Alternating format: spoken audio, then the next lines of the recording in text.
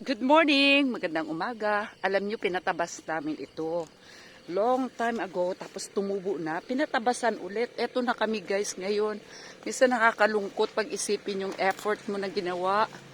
Tapos nagiging ganto.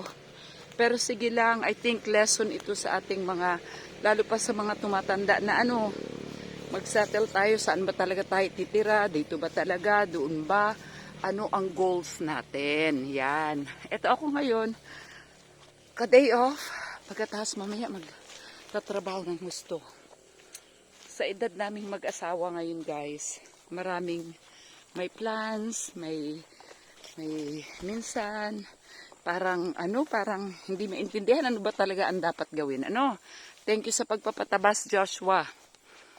Thank you. Papasok na kami sa medyo masikip na lugar.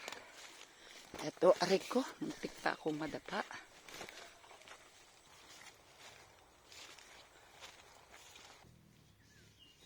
The Wild West. Salamat sa malinis na daan. The area that we cleaned before, it's not so bad, but yeah.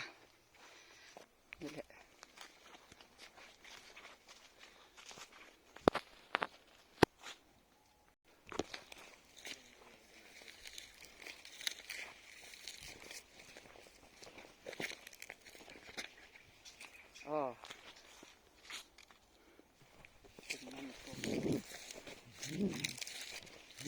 Yung mga puno lang na these are supposed to be my tawag dyan, leaves. I'm not sure if this is tanglad or citronella. Now, this is the real tanglad. That's not the citronella.